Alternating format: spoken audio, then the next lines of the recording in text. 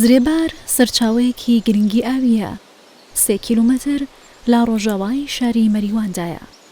ئەم دەریاچەیە لە بنی ئاوەکەوە هەڵدەقڵێت و هیچ ڕووبارێکی تر ناڕژێتە ناویەوە.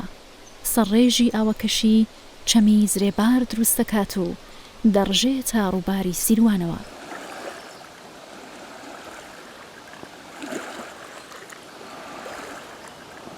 ئەم دەریاچەیە ژینگەیەکی تایبەتی هەیە و بەدەیان دۆنم زەوی کشت و کاڵی بەراو کردوون. جۆرەها سەوزە و میوەی تێدا چێنراوە. بەدەیان و سەدان جۆر ئاژەڵ و پەلەوەری تێدایە کە ژینگەی ناوچەکەی پاراستوە و تایبەتمەندی پێبەخشیوە.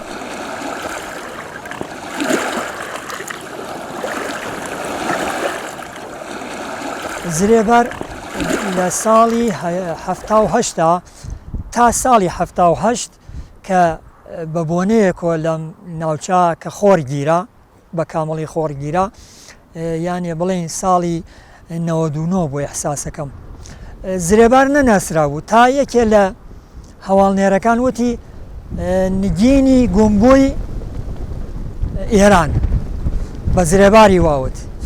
نگینی گومبووی ئێران ئیسێ وا ناسراوە بە دنیا کە لە هەموو لایەکەوە سەردانکەرێکرێت لەگرا تێکەڵێکە لە کێف و لە دەریا و لە دەشتی تەخت و جا کێفەکانی ڕازاوە بە زۆربەی بەداری بەڕوو. زرێبار واکە ئەزانن دەریاچەیە. دەریاچەکان لە هەر شوێنەکا بن ئەهەمیەتی زۆریان هەیە بۆ مەبەستی جۆرا و جۆر. ئێمە کە لە گرامان زۆرمان هەیە مەبەستی کەشاوەرزی. بۆ کێڵگە جگە لە ئەوە تەئسیرێکی ئاو هەوایی هەیە بۆ کێڵگەکانی دەوری و بڕێکیش لە ئاوەکان بەخۆ ئەگرێت لە خۆیان زەخیرەیەکات. ئەوەیە کە زرێبار نەقشێک گەورەی هەیە لە بەحسی کەشاوەرزیە. بڕێکیشی وەکو کەڵگوەرگرتن لە ئەو سفرە ئاویانەسەیە ئاو ڕێژەکانی ئەو گلگاکانیەسی کە لەوانەیە لە لێوارەکان یا بیر و چای لێ هەڵکردرا بێت، لەو بیرروچانە کەڵگۆر بگیرێت و بۆ کەڵکی لێوە بگیرێت. ئەو کەرتۆ خاکەکەی دەوری زرێبار یەکێ لە غەنیترین خاکەکانە، بەپیترینە. لەوانەیە بڵێم ئیتر ئەمە لازمەی دەریاچەکانە کە خاکە بە پیتەکانی تایە. ئەوەیە کە زرێبار 2500 هکتارە. زرێبار 2500 هکتارە، 960 هکتاری ئاوە. باخیەکەی 1900 نزیک 10 هکتاری قامیشڵان و لەبان و مێرگ و لەبانە و نزیک 450 هکتاریشی مێرگە.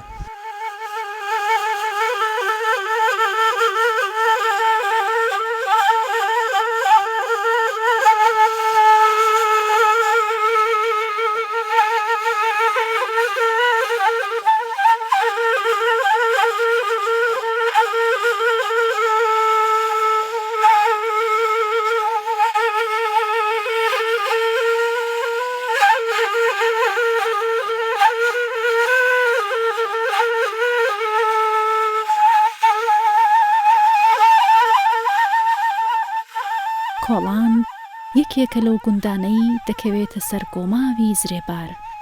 139 خێزانی تێدا دەژین لەسەر ڕێگەی مەریوان و مەرزی نێودەوڵەتی باشماخ قەراری گرتووە. بەشێکی زۆری زەویە کشت و کاڵیەکانی بە جۆرەها سەوزەدا چێنراوە و ڕۆژانە لەسەر ڕێگەی گەشتیاران و دانیشتوانی شاری مەریواندا ساغ دەکرێنەوە. ناوی کۆڵان وەکو قەدیمان کە ئەیگەڕنەوە ئاڵان لە کەوەلانەوە هاتووە، یانێ لانی کەو، چون دێکە ها بە بەر بە ڕۆژی وەزانە کەو ئاهاتەوە هەچێک بوو وەکو کەوبوار کەو ئاهاتەوە یانە نابوو لانی کەو، ئیتر ها وەکو بەڵێ کەوەلان یانێ لانی کەو.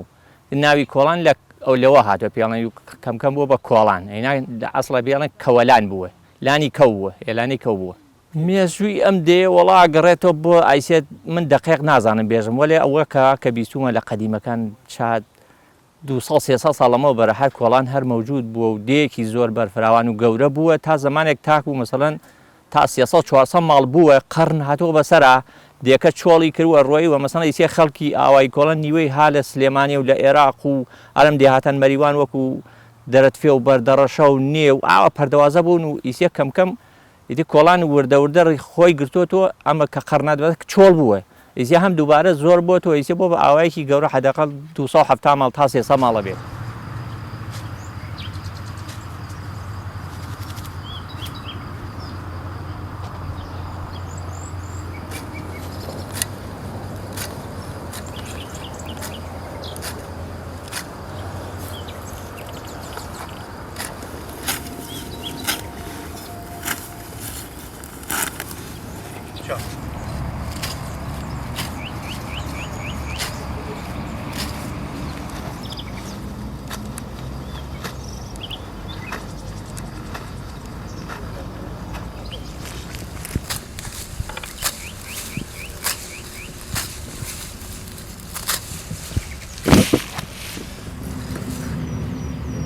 يعني بساعتي عمادية كم ساعتي؟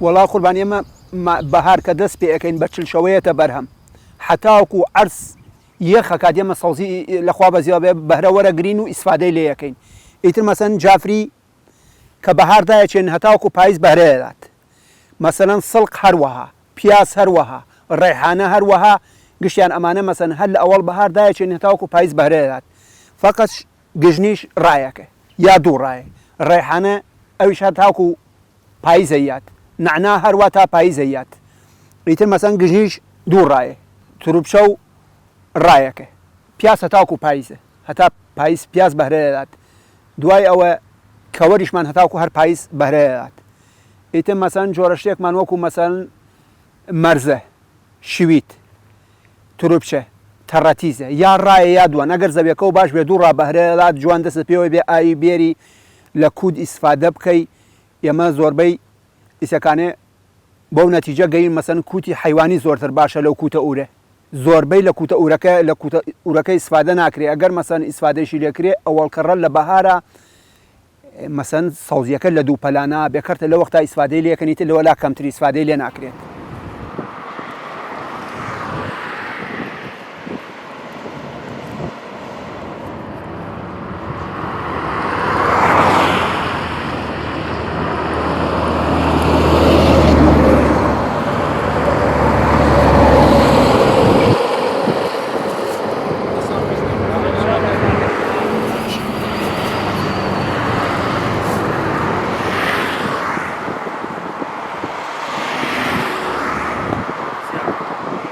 نوع كان يما جافري مان هي قشنيش مان هي كربس مان هي شملي مان هي شويت مان هي نعنا مان هي بياز مان هي مرزة مان هي ريحانة مان هي أم نوعاني من اللي محصوله برداشت يكينو خلقه ما نسينت مشتري دايمي مانه يا إبابو ناوشار بيانيانه بالروجشا دايما مشتري سر لسر جادوين بولا من شمارة تلفونيان ها بلاوين لا منام صوزيسين بو خورش بكاريت بو دولما بكاريت بو شكردن بكاريت بيازك بو كلانه بكاريت إتر سوبو آشو دولما و نازان ما أمانة بكارين هر يك بنوع بو خوي بجوري وش يكاتو بكارين مثلا بو لناو فريزرا داينين بو زسان بكارين والله خربان سليقة كان فرقك إيسي هر يك مثلا لنوع لكل مثلا صوزي خورش جافري استفاده يكين كربس شملي شويت قجنيش نعنا بو اش هر او بكار بري فقط تنيا شملي كي بكار نابريت الان نعناي تيابي شملي كي تينا كي نعنا كي تيابي تامي خوشتره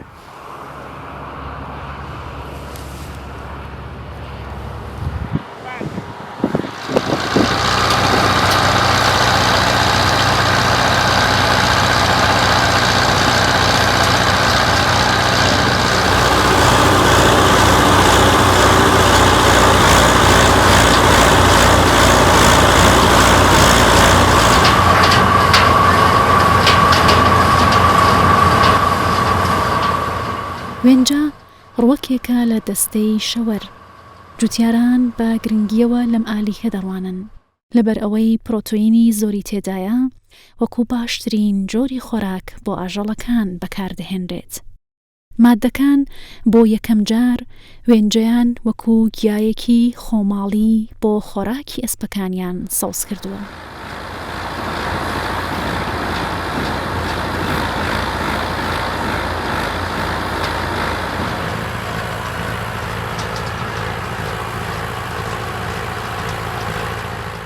وێنجە لە بەهارە دەست پێکات لە باران بڕانە ئەیدورین تقریبان 4-5 بەر بازێ شوێن هەیە 6 بەر لە دیاتەکان ترا 5 بەر بەرداشت یەکەن ئەیدورن بە کەرەنتوو کە داسە بێ بە دەستگای تراکتۆری شەر ئەدورێت علەفەکان تر لە ساڵەکە یەک جار ئەدوریە وەلێ وێنجە 5 بەر 6 بەر ئەدورێت لە دیاتەکان ترا 5 بەر لێرە لەم ئێمە باشترە 5-6 بەر ئەدورێت بەداز ئەیدورن دوای ئەوە مەڵۆی ئەکەن ماوەیە کە وشکۆ بووە کۆی ئەکەنەوە دە ڕۆژێکی پێچێ کۆی ئەکەن و دوایەوە بە حەباشە ئەیکوتن و ئەیبنەوە بۆ ماڵە جاران وێنجە نەبوو گەڵایان نەکرد و بە ئەلەفی ئەو زەویانە بۆیانی ئەیان دووری و ئەیان بردەوە بەیان ویسەکانێ وێنجە هەیە و بە وێنجەکە بەخێوی ئەکەن و وێنجەکە باشترە و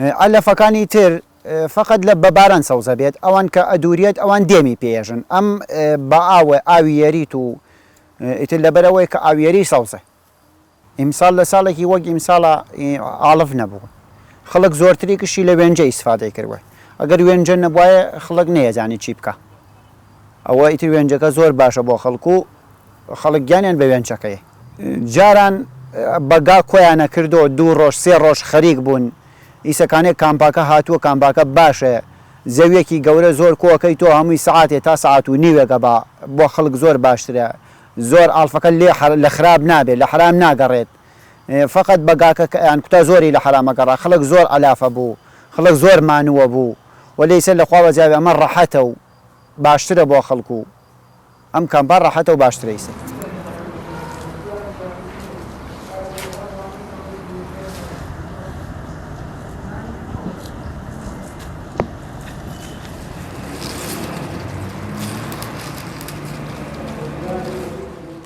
سەوزی خۆرشت یەکێکە لە خواردنە ملی و تایبەتیەکانی گەلانی ئێران. زۆربەی خەڵکی ئەم خواردنیان پێخۆشە و لە بۆنە و میوانیەکانیاندا بەکاری دەهێنن. کوردانی ڕۆژهەڵاتیش ئەم خواردنیان پێخۆشە و بە شێوازی تایبەتی خۆیان دروستی دەکەن و شووناسێکی خواردنە کوردەواریەکانی وەرگرتووە.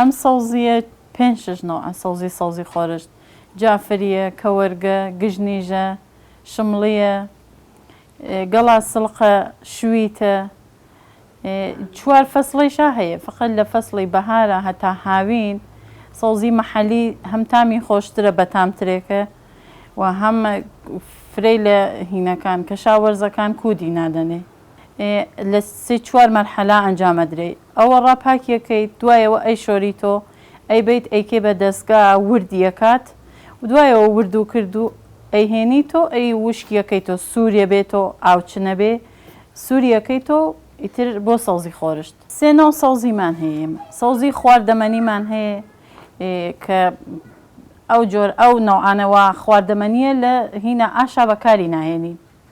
سەوزی خواردەمەنی کەوەرگە و ترۆپچەیە و تەڕەتیزەس و ڕێحانە و ئیتر ئەو چوە جافریە. فقط سەوزی خۆرشت شمڵی تێئەکەین بە ئیزافەوە هینە گەڵا سڵقی تێئەکەین گژنیژی تێئەکەین و شویتیش. بازێک کەس نعنای تێئەکا ڕێحانەی تێئەکا شویتی تێئەکا بازێکیش هەیە ئەسڵن هەر شویتی تێ ناکەن لەبەر ئەوە ئێژن سەوزی خۆرشتەکە تامی ناخۆشە بێ و نعنا و ڕێحانەیشی هەر تێ ناکەن. سەوزی ئاش گەڵا سڵقە شمڵیە جافریە گژنیژە نعنایە ئیتر ئەوان ئەو 5 نەوع سەوزی ئاش.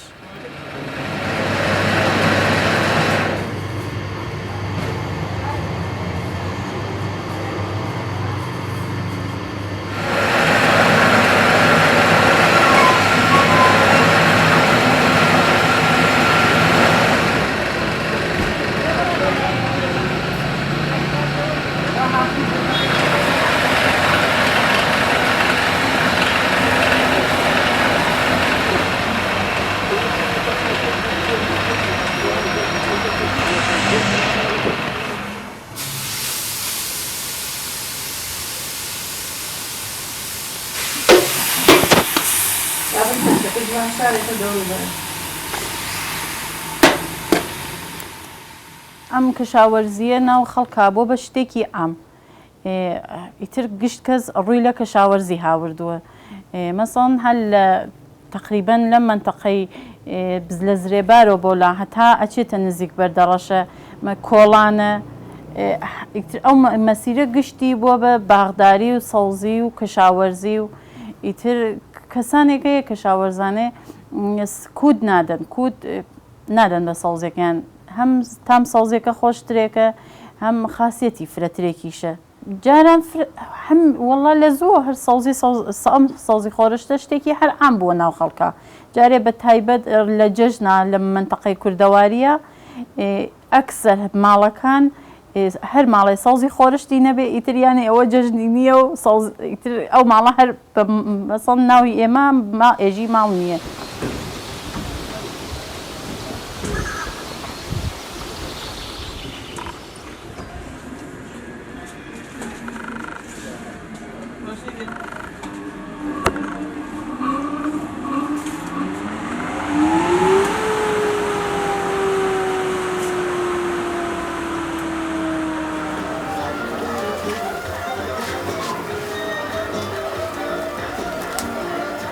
ماسی زرێبار ناوبانگی لە باشوور و ڕۆژهەڵاتی کوردستاندا ڕۆیشتووە و ڕۆژانە گەشتیارێکی زۆر لە هەموو ناوچەکانەوە ڕووی تێدەکەن و کاتێکی خۆش بەسەر دەبەن. گوندنشینانی ئێرە و بەشێک لە دانیشتوانی مەریوان بژێوی ژیانیان لەسەر ئەم ناوچە گەشتیاریە و لە ڕێی بەرهەمی ماسیەوە گەشتیاران کەمانکێشەکەن.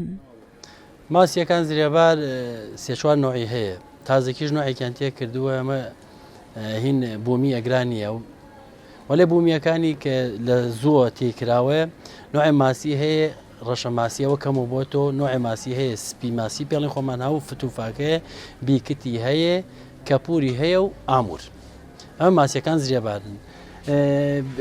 دەخاڵەت هیچ دەستێکی تیانە خۆیان بە سروشتی لە ئەو بەحرا گەورەیە بن و سوودمەنی زیای زۆری ژیان هەیە بۆ لەش و بۆ بەدەن ئینسان. ماسی گیرەکان تەعاونیە تەعاونیەکان لە بورجی 6 دەست پێەکەن تا بورجی نزیکەی ئاخرەکان 11 ئەوان مجازن. لەوە دووە ئیتر فەسڵی توخمڕیزی و گەراڕێزی ماسیە قەدەغەیەکەن تا دووبارە بورجی 6. ماسی کولەن مشتریەکان کە یەن زۆرتر داوای ماسی زرێبارەکەن بخصوص ئامور ئەو قاسمە کوردی پێڵن قاسمە فارسیەکەی پێڵن ئامور. گیاخارە ماسیەکی زۆر بەتام و زۆریش خۆشە زۆرتر خەڵک داوایەوەکەوە لێ کەم هەیە لە فەسڵی سەیدەکە هەیە کە بورجی 6 تا نزیکە 11 دوای ئەو قەدەغەیە بێ مەگەر لە حەوزەکان بێننی ئەو حەوزیژە تام ئەم هین زرێبارە نادا. لێرە کە سەرفیەکەین ئامورە هین زرێبارەکان و هەڵێم ئامورە کەپورە پانکەی پێڵن کوردی فتوفاک ئەو ماسی سپیەکەی پێڵێن ئەمانە ئێمە سەرفەکەین لەگەڵ سەلەمون هین حەوزە خوێ پیاکەین خوێ و ئاڵەت و فلفل ئەمانەی پیاکەین بۆ ئەوەی کە ماسیەکەیش بۆنەکەی لاچێ ئەو پیازی پیاکەین ئەو پیازەکە هەم تورتیەکات حاڵەت سوورکردنەوەکەی جوانە بێ هەم بۆنێکی خاوی لە ماسی ئەوە لابە بۆ تشکردنەکەیژی لە ئاخیرەوە ئەو لیمۆ و سوماقی لێ ئەدەین تامێکی جیاوازی پێەیە.